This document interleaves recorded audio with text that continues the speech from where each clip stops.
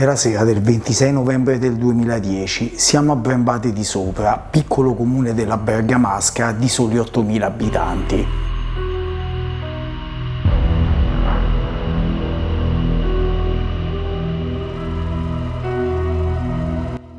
Sono le 17:30 del pomeriggio quando Yara Gambirasio, giovane ginnasta di soli 13 anni, esce di casa per recarsi nella palestra dove era solita allenarsi.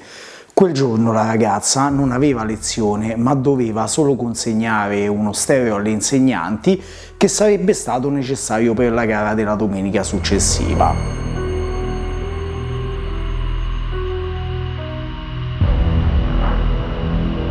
La polisportiva dista solo 600 metri dall'abitazione di Yara, così alle 17:40 Yara è già in palestra, dove rimane ad assistere agli allenamenti delle altre allieve per circa un'ora, quando alle 18:30 saluta le insegnanti dicendo che sarebbe dovuta rientrare a casa, altrimenti la madre si sarebbe arrabbiata. Ad un certo punto si è alzata, dicendomi: torna a casa perché è tardi, altrimenti la mamma si arrabbia.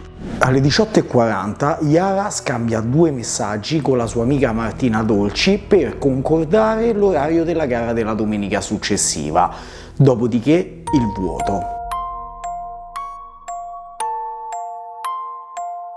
Alle 18:50 sua madre, la signora Maura Paranese, inizia a preoccuparsi non vedendo